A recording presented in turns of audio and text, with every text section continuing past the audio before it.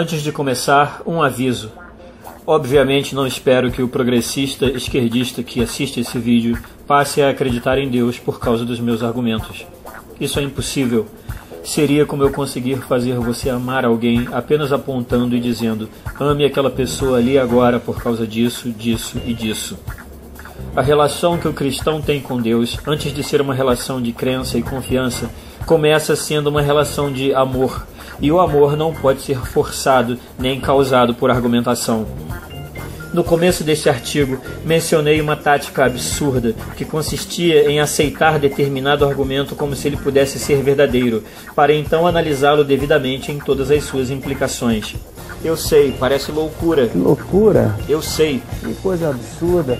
Para entender alguma coisa, é necessário entendê-la nos seus termos, para então aceitá-la ou rejeitá-la. O progressista que assiste esse vídeo, se quiser entender o que vai adiante, terá que fazer esse exercício e seguir a argumentação com as tais boa vontade e boa fé. Não se preocupe, no final pode voltar a achar tudo bobagem, mas durante o vídeo você terá que entender esse argumento como uma realidade vivida diariamente por 2 bilhões de pessoas, que não vão sumir de uma hora para outra do planeta. Não espero que toda a zona sul descolada do Rio de Janeiro vá sair correndo para a igreja mais próxima. Mas depois desse vídeo, não haverá mais desculpa para não entender o fenômeno religioso e sua importância na vida das pessoas.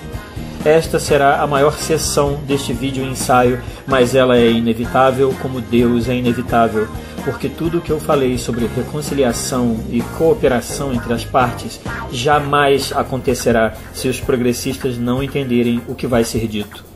Sem isso, simplesmente não será possível sanar o grande cisma brasileiro.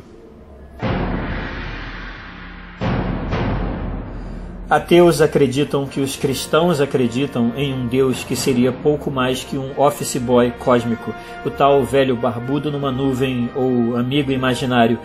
É daí que vêm provocações bestas, como a foto de uma igreja com um para-raios instalado, ou relinchos macabros, como os comentários da Atea sobre a fé dos jogadores quando caiu o avião do Chapecoense. É uma interpretação simplista, beirando o retardo, e é dela que eu vou tratar neste vídeo. Pretender que a relação do cristão com Deus é estabelecida nesses termos toma lá, dá cá, de balcão de padaria, diz muito sobre o espírito mesquinho de quem acredita nisso. E é apenas uma maneira marota de fugir da seriedade e da complexidade real do sentimento religioso, que tem origem em uma combinação de fatores sociais, psicológicos, emocionais e filosóficos. Neste último caso, especialmente a questão crucial da filosofia, a partir da qual todas as outras se desdobram. Por que existe algo em vez de coisa nenhuma? Deus, como entendemos dentro da tradição filosófica católica, é a resposta a essa pergunta. Atenção! Quem diz Deus existe está dizendo, na verdade, as coisas fazem sentido. As coisas não surgiram do acaso. Existe um sentido para o universo. Quem diz Deus não existe está dizendo, na verdade, as coisas não fazem sentido. As coisas surgiram do acaso. Não existe um sentido último para o universo. Essa não é uma questão trivial.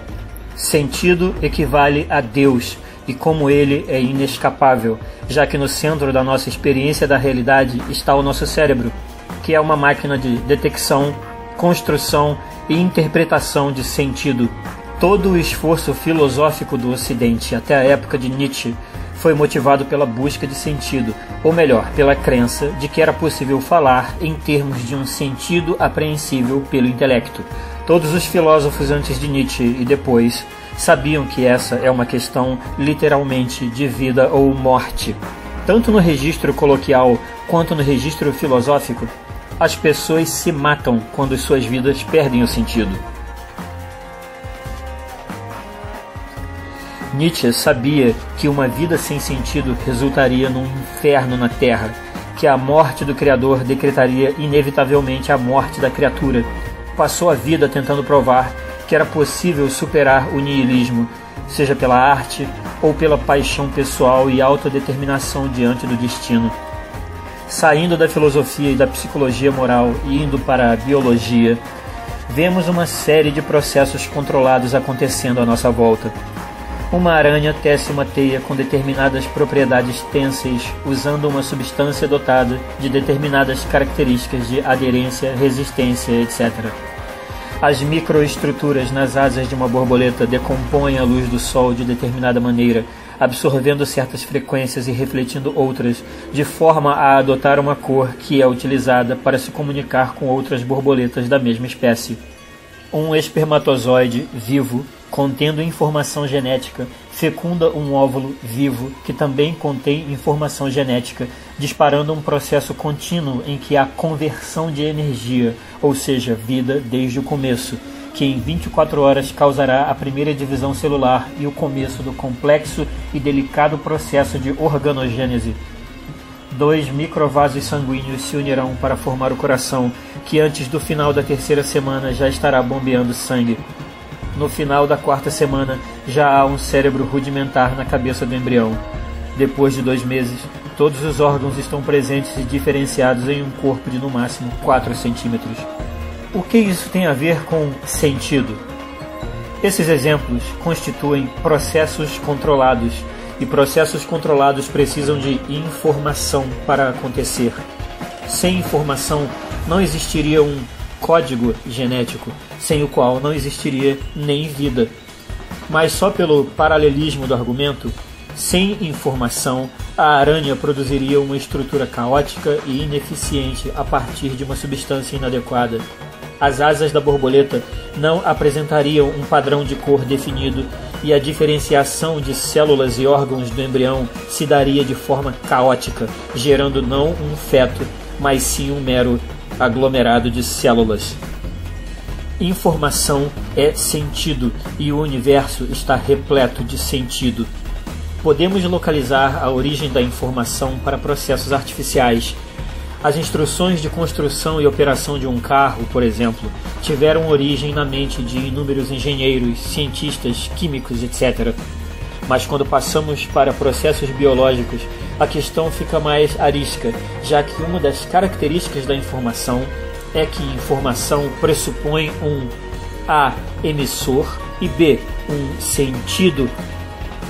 Claude Shannon desenvolveu a teoria da informação em bases puramente estatísticas nos anos 40, deixando de fora considerações sobre intenção e sentido, mas muitos teóricos da informação, como Carl Steinberg e Warren Weaver, notaram que esses 2 fatores não podem ser ignorados em uma teoria que se queira mais abrangente.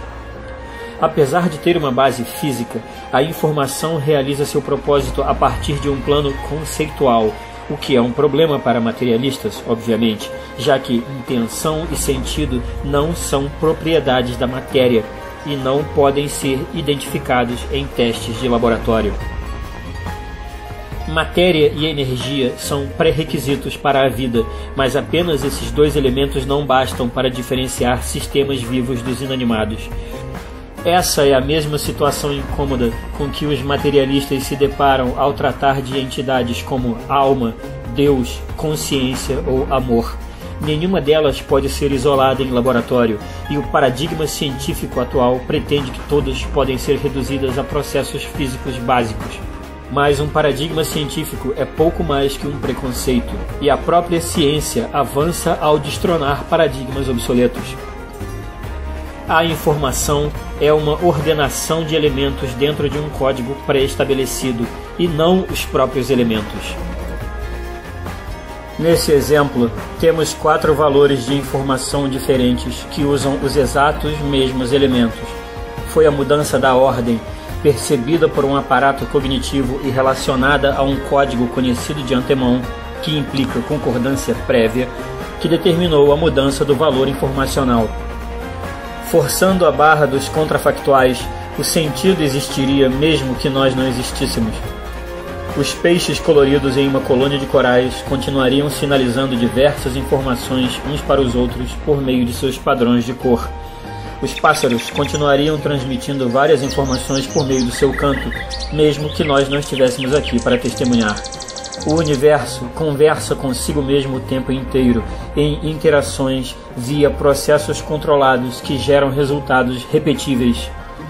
Se o sentido existe, é razoável supor que Deus exista.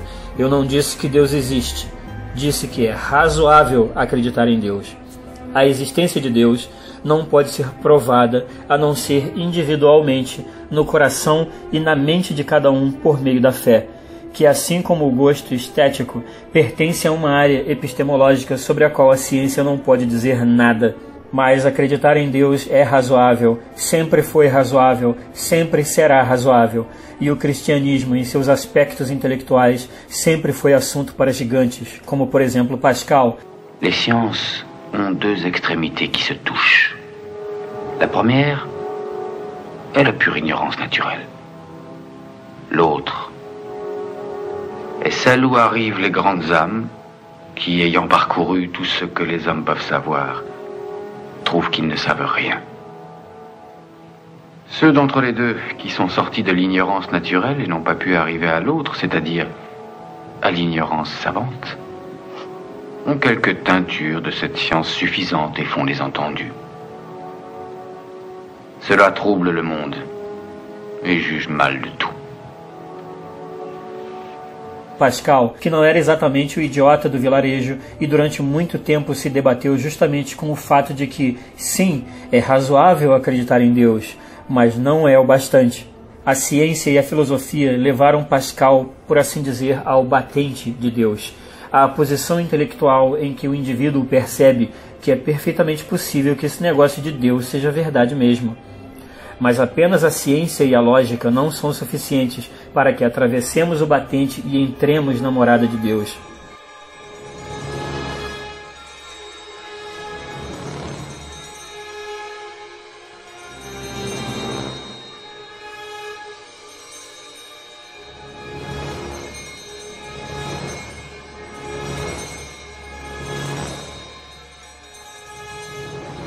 O passo final é um salto na direção do desconhecido. É um ato de fé que, assim como o amor, não é irracional e sim arracional, encontrando-se fora dos domínios que podem ser esquadrinhados pela razão.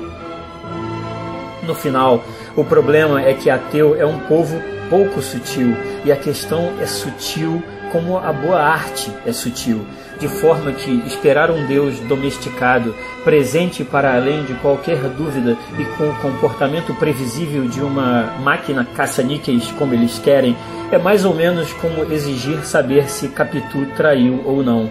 É simplesmente não perceber que se está em outro campo epistemológico, com regras diferentes. Deus veio para os simples, mas parece que não para os tapados.